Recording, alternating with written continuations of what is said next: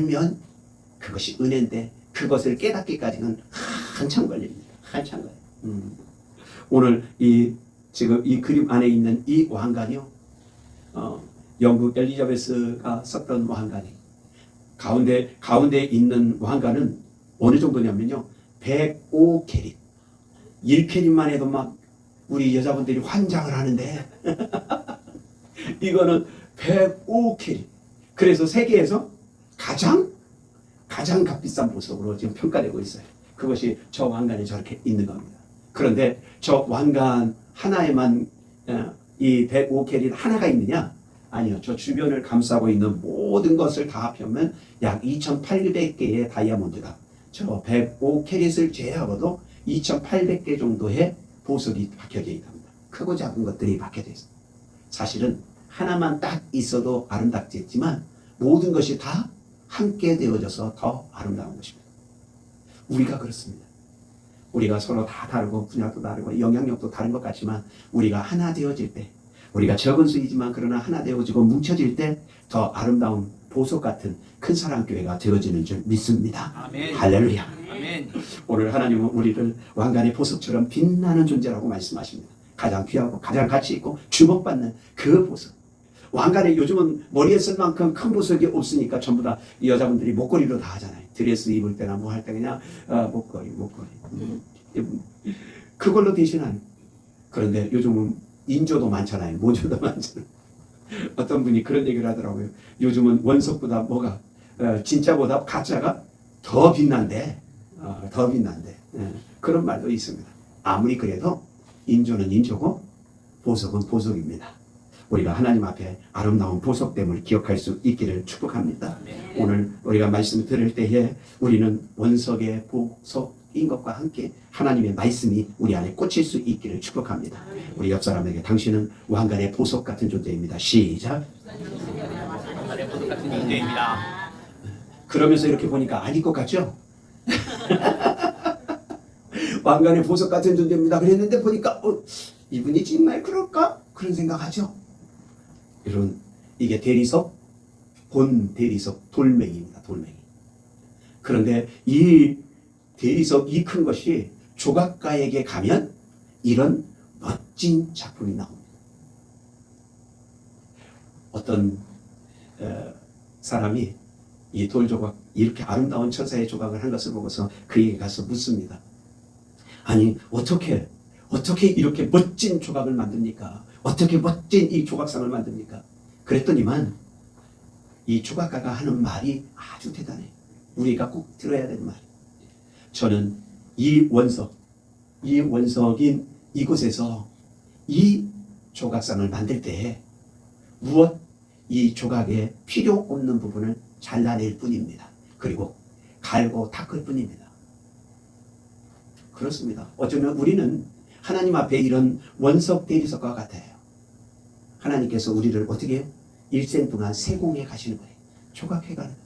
나의 필요 없는 부분, 불필요한 부분들을 전부 다 잘라내시고 커팅하는 거예요. 세팅하는 겁니다. 여러분, 이 돌멩이가 뭐라고 생각돼요? 저 뒤에는 대리석 같은 경우는 시커머니까 누렇으니까 잘 모르겠지만 이거는 뭐 꼭 같잖아요. 그렇죠? 이것이 다이아몬드 원석입니다. 다이아몬드 원석은요, 우리가 잘 알아요, 몰라요? 평범한 우리는 원석을 갖다 줘도 조금 빛이 있는 돌멩이네 그리고 버립니다. 그리고는 버려요. 왜? 우리는 그 가치를 모르니까. 그런데 이 가치를 아는 사람에게 들려지니까 어떻게? 저렇게 빛나는 다이아몬드가 세공되고 깎이고 깎여서 이런 아름다운 모습을 갖게 되어진 거예요. 아까 우리가 봤던 엘리자베스 왕관에 있는 105캐릿도 본래는 175캐릿이었다고 합니다. 그러니까 얼마가 없어지는 거예요? 약 70캐릿이 잘리고 커팅하고 마감질하고 마감질하면서 다 없어지는 거예요. 그러면서 마침내 아름다운 다이아몬드가 돼요. 빛나는 다이아몬드. 여러분, 하나님께서 우리를 그렇게 원석인 보석을 다듬어 가시는 것입니다. 할렐루야. 사람이 다듬으면 실수할 수도 있어요. 잘못 깨면 그냥 반쪽 날 수도 있어요. 그런데 최고의 걸작을 만드시는 하나님의 손에 우리가 있기에 우리는 완벽하게 아버지 앞에서 보석처럼 빛나는 존재가 되어질 줄 믿으시면 아멘. 그러기에 우리는 누구의 것이다? 하나님의 거예요. 오늘 9장 16절에 보니까 자기 백성의 양떼같이 구원하시리니. 뭐라고요? 자기 백성의 양떼같이. 다시 말하면 우리는 하나님의 소유, 하나님의 양떼로서 구원받은 하나님의 소유된 백성이라는 거예요. 이것이 얼마나 소중한 부분인지 몰라요. 우리 베드로전서 2장 9절 같이 읽읍시다. 시작. 그러나 너희는 택한 족속이요 왕같은 제사장들이요 거룩한 나라요 그의 소유된 백성이니. 할렐루야. 누구의 소유됐다고요? 하나님의 소유된 백성.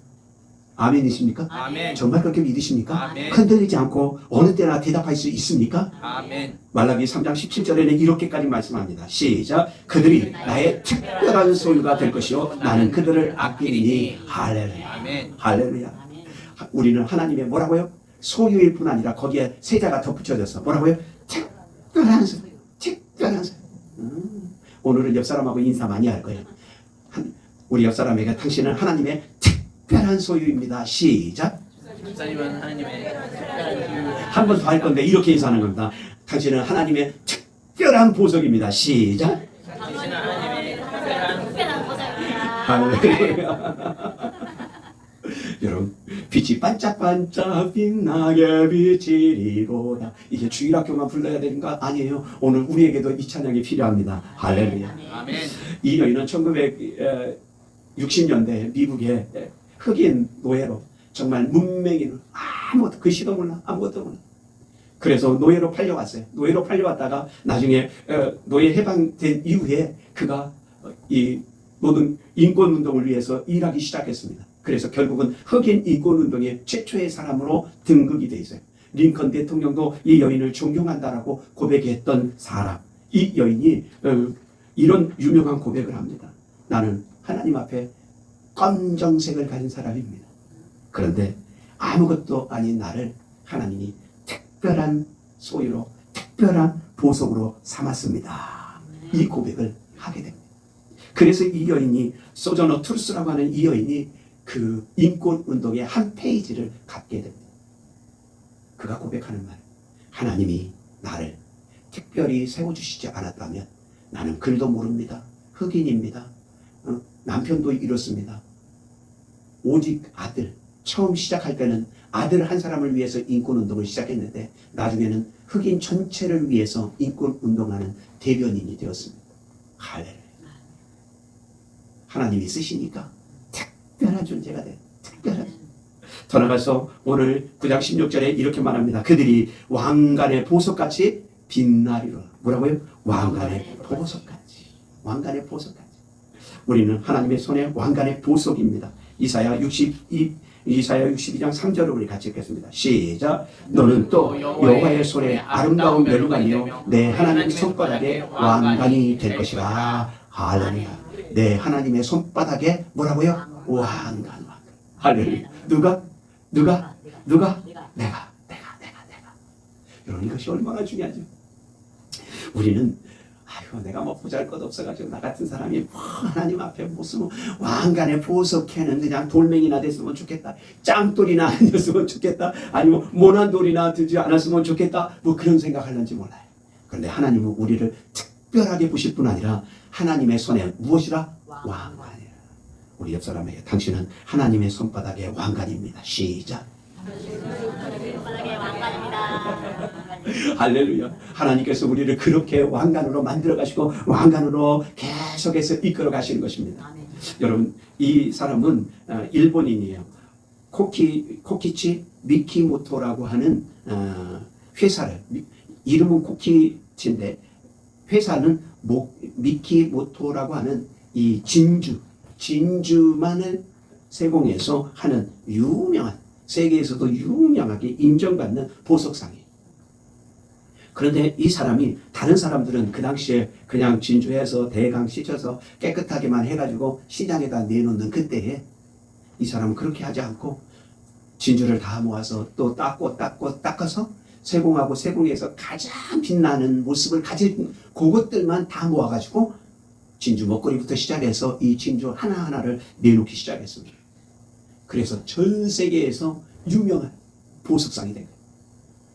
그런데 제가 이 일본인을 소개하려고 하는 것이 아니라 이 사람의 고백 때문에 소개하는 거예요.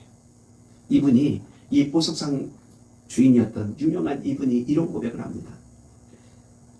이 진주는 사람과 똑같다. 왜냐하면 사람도 그냥 두면 썩어 문드러지는데 진주가 조개 속에 그냥 내버려 두면 그것이 계속해서 커서 나중에는 뭐 할 것 같지만 더 아름답게 될 것 같지만 그렇지 않고 진주가 조개 속에 그대로만 두면 썩어서 나중에 흔적조차 없어진답니다. 그런데 그것을 캐내어 뭐하고 다듬고 타듬고 또 닦고 또 닦고 세척하고 또 세척하고 그리고 커팅하면 가장 아름다운 보석이 되듯이 사람도 그냥 원석일 뿐이지 보석 그것을 깎고 깎고 또 깎으면 마침내 보석 진주가 되는 것처럼 사람도 그렇다는 것. 그런데 그 고백이 감동이잖아요. 여러분 지금 내가 보기에는 내 옆 사람이 내 주변에 있는 사람 또 때로는 내 자녀가 때로는 같이 믿음 생활하는 사람이 보잘것없어. 와이 저 사람이 무슨 진주, 저 사람이 무슨 보석, 저 사람이 무슨 왕관, 택도 없다. 세 발에 피도 안, 세 발에 때도 안 끼겠다. 그렇게 말하는지도 몰라요. 그런데 여러분 하나님의 손에 붙들릴 때, 하나님의 손에 붙들릴 때, 그리고 하나님의 손에 의해서 세공되어지면 우리는 넉넉하게 하나님의 보석, 하나님의 손 안에 있는 보석 되어질 줄 믿으시길 축원합니다. 따라합시다. 나는 하나님의 손에 있는 보석이다. 다시 나는 하나님의 손에 있는 왕관이다. 할렐루야. 여러분 이 믿음 가질 수 있기를 축복합니다. 이 믿음 위에 있기를 바랍니다. 이것이 얼마나 우리에게 큰 소망이 되는지 몰라요. 내가 보기에 아직 안 그런 것 같은데요. 그때 생각하십시오. 내가 생각하기에 아직 빛나지 않는다면 나는 뭐다? 원석이다. 원석.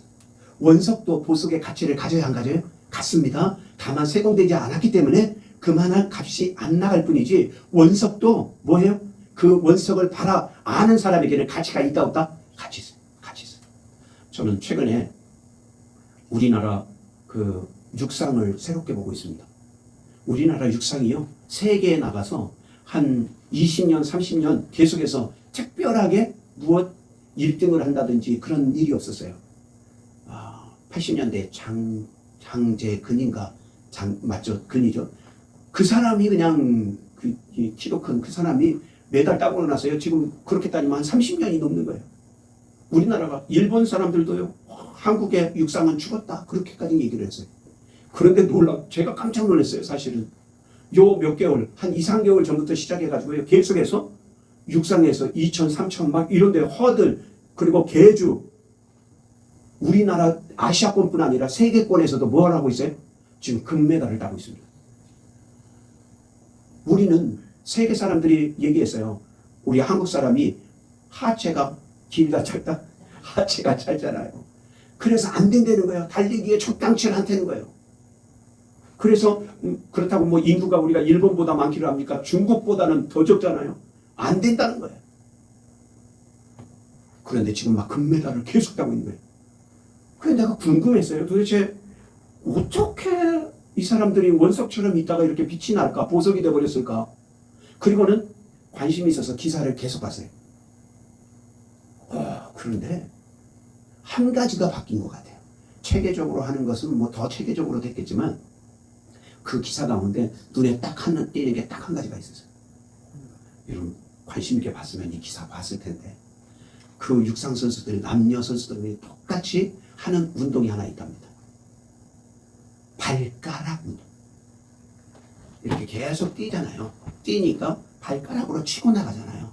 그래서 집에 있을 때나 쉴 때는 계속해서 바닥에다가 이렇게 수건을 놔두고 발가락으로 끌어당기는, 발가락으로 계속해서 끌어당기는, 무슨 힘을 기르는 거예요? 발가락 힘을 기르는 거예요. 여러분 아십니까? 바로 얼마 전에 그 그림을 여기다 올릴 걸. 바로 얼마 전에 5위로 뛰고 있던 200m에서 5위로 뛰고 있던 사람이 맨 앞에 1번이었거든요. 우리나라 이름도 잊어버렸네. 0.1초 앞서서 금메달을 땄어요. 0.1초. 그것이 5위에서부터 치고 나간다는 게 그 마지막 순간에 그 스파트를 한다는 건 그 어려운 일이래요. 기사가 그렇게 썼어요. 그런데 그 마지막, 우리가 빛나지는 건요, 처음부터 끝까지 다 원석이 빛나는 게 아니에요. 원석은 보석을 그 안에 다 듣고 있는. 그런데 그 조그만 노력이 빛나. 지금 그래서 세계 육상이, 한국 육상 아마 전 세계가 발가락 운동하려는지도 몰라 이제. 왜냐하면 그걸로 인해서 지금 계속해서 한국 기록을 지금 경신하고 있거든요. 놀라워. 조그만 하나가 빛나게 합니다. 여러분의 조그만 수고가, 조그만 믿음의 고백들이, 그리고 조그만 믿음의 행위들이 하나님 앞에 해같이 빛나질 것을 믿으시면 아멘. 아멘. 우리가 찬양했잖아요. 당신의 그 섬김이 전국에서 해같이. 그렇죠. 우리의 작은 섬김, 작은 순종, 작은 겸손, 작은 믿음, 작은 고백, 작은 우리의 예배, 우리 얼마나 예배 작은 이런 예배도 어디서? 천국에서 해같이. 할렐루야. 아유, 그럴 줄 알았으면 오늘 빛나도록 화장이라도 좀 하고 올 걸. 아니요. 화장 안 해도 보석은 본래 빛나요. 할렐루야. 우리 옆 사람에게 당신은 본래 빛납니다. 시작. 할렐루야. 오늘 16절에 보니까 여호와의 땅에서 빛나리로다. 우리는 세상을 비치는 보석 되어야 될 줄 믿습니다. 마태복음 5장 14절에 보니까 너희는 세상의 빛이라. 사람 앞에 너희의 빛을 비추게 하여 그들로 하여금 하나님께 영광을 돌리게 하라 말씀합니다. 또 이사야 60장 1절에 이렇게 말합니다. 일어나 빛을 발하라. 열방은 내 빛으로, 열왕들은 빛이 비치는데 광명으로 나오리라. 할렐루야. 우리가 우리 자신이 빛이, 우리 자신에게 빛이 아니라 하나님이 우리에게 예수 그리스도의 빛을 우리가 가지고 세상을 향해서 비치는 빛이 되어야 될 줄 믿습니다. 여러분 아십니까? 보석은 어둠 속에서 빛난다 안 빛난다? 이거 맞추면 500원이야. 깜깜한 속에 보석은 빛난다 빛나지 않는다? 50%밖에 안 돼. 둘 중에 하나 선택해. 아니 3번 꼭 이럴 때 제가 질문하면 3번 선택하는 사람들이 있더라. 날도 더운데 그냥 목사님이 알아서 해요. 여러분 아십니까? 어둠 속에서는 보석이 빛나지 않습니다. 무엇인가? 빛이 비춰야 그 빛이 빛나지. 우리도, 원석인 우리도, 보석으로 깎여가는 우리도 예수 그리스도의 빛이, 하나님의 빛이 내게 비춰질 때 더 빛나고 그 빛을 비출 수 있게 되어지는 것입니다. 우리 초등학교 때 스펙트럼이라고 이렇게 비추면 7빛깔로 쫙 나가는 거 한 번씩은 다 해보잖아요.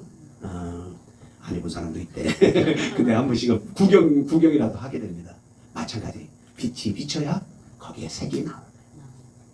여러분 예수 그리스도의 빛이, 하나님의 빛이 여러분 안에 가득할 수 있기를 축복합니다. 그럴 때 아름다운 빛이 선포되어집니다. 더 나가서 우리가 어떻게 어떤 때 그 빛이 비춰질까? 어떻게 왕관의 보석같이 빛날 수 있을까? 오늘 16절에 보니까 이날에 그들의 하나님 여호와께서 뭐라고요? 이날에 스가랴가 볼 때 그날은요 이스라엘이 회복되어 있고, 두 번째는 스가랴 9장부터 시작해서 14장까지 메시아에 대한 내용이 있어요. 스가랴가 구약 안에서 빛나는 보석인 이유가 소선지서 안에 예수 그리스도를 가장 많이 예언하고 있고 그 오시는 메시아에 대한 선포가 가장 많기 때문에, 그렇기 때문에 이 스가랴서가 소선지서 중에 대선지사의 이사야 53장에는 그가 찔리면 우리의 허물을 인하며, 그러면서 53장이 예수 그리스도의 가장 많은 표현이 되어 있지만 스가랴서에는 9장, 12장, 13장 이 안에 계속해서 예수 그리스도의 일생을 담고 있습니다. 그래서 구약 안에서 빛나는 보석처럼 소선지서 안에 스가랴가 빛나고 있는 거예요. 그 스가랴가 이런 고백을 한 이날에, 다시 말하면 메시아가 오시는 그날. 그런데 오늘 우리에게는 이 날이 뭐예요? 예수 그리스도 초림뿐 아니라 예수 그리스도의 재림, 그날까지. 그리고 더 구체적으로는요, 사실은 오늘 우리에게 성령님이 임하시는 그날. 우리가 성령에 충만하게 되면 우리는 보석같이 빛납니다. 여러분 성령이 내게 있네요. 성령에 충만해야 돼요. 성령 없이는 우리가 빛을 내지 못합니다. 성령의 빛이, 예수의 영이 나를 비추게 되어질 때 나는 더 빛나지. 그래서 사도행전 1장 8절에 이렇게 말합니다. 시작. 오직 성령이 너희에게 임하시며 너희가 권능을 받고 예루살렘과 온 유대와 사마리아와 땅끝까지 이르러 내 증인이 되리라 하시니라. 아멘. 성령이 너희에게 임하시며 권능을 받, 그 권능이 빛나기 시작하는 거예요. 여러분 아십니까? 사복음서 안에 예수님의 12제자는 빛난다, 빛나지 않는다? 별로 빛나지 않아요. 원석이에요, 원석. 그런데 사도행전의 12제자, 사도 바울, 이들은 빛난다, 빛나지 않는다? 빛납니다. 빛이 반짝반짝하게 빛납니다. 왜 그렇습니까? 그들 안에 성령이, 성령. 그래서 사도행전 6장 15절에 스데반이 순교하기 바로 직전의 모습이 이렇게 보이는 겁니다. 우리 사도행전 6장 15절 시작. 공회 중에 앉은 사람들이 다 스데반을 주목하여 보니 그 얼굴이 천사의 얼굴과 같더라. 천사의 얼굴 같더라는 말은 그 얼굴에서 뭐가 나더라? 빛이 나. 그 몸에서 빛이. 스데반이 성령에 충만하여 말씀을 전하는 그때에 그 모든 것에서 빛이 나기 시작합니다. 사람들 공회 앞에 끌려갔는데, 법정에 있는데 사람들이 전부 다 이리처럼 떼거지로 몰려들려고 하고 있는데, 그런데 놀라운 건 그곳에서 뭐가요? 스데반의 얼굴이 천사, 그 천사같이 빛나더라. 우리가 잘 아는 말 중에 후광이 아우라가 난다고 그러죠. 그런데 스데반에게서 그것이 그냥 비추. 그런데 바로 그 16절 바로 전에 성령의 충만하여, 성령이 충만하여. 7장 1절에도 가면 성령이 충만하여 스데반이 그렇게 빛나지는 거예요. 성령의 충만. 예수의 영으로 충만해요. 여러분, 내 안에, 내 마음속에, 내 심령 안에 이 보배, 이 보석을 내가 가질 때 내가 더 값진 보석이 되는 거예요. 고린도후서 4장 7절 시작. 우리가 이 보배를 질그릇에 가졌으니 나는 뭔데? 나는 질그릇인데. 예수의 영, 성령이 내 안에 거칠 때 내가 그 보석과 같이 보석함이 될 뿐 아니라 보석이 되어가는 것. 할렐루야. 아멘. 그러므로 오늘 우리 모두가 주 앞에서 보석처럼, 스데반처럼 빛나는 천사와 같은 모습 되어질 수 있기를 축복합니다. 아멘. 말씀을 마치려고 합니다. 엘리자베스 그 왕관에 105캐릿이 지금으로 하면 1억 파운드가 된답니다. 돈으로 환산하면 1700억, 우리나라 돈으로 환산하면 1700억이 된답니다. 그런데 주변에 있는 2800개의 왕관을 더하면 그건 뭐 값을 따지기가 어렵겠죠. 그래서 세계에서 가장 비싼 왕관이 되었다. 저와 여러분이 하나님의 나라에, 하나님의 손에 있는 보석인 것을 기억할 수 있기를 축복합니다. 아멘. 우리의 정체성을 선포해야 돼요. 나는 하나님의 왕관의 보석이다. 아멘.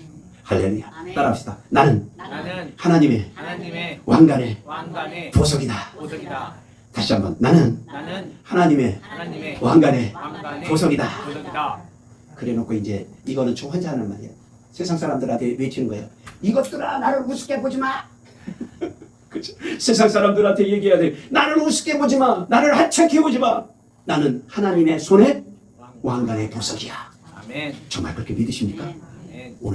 오늘부터 보석으로 살아갈 수 있기를 축복합니다. 아멘.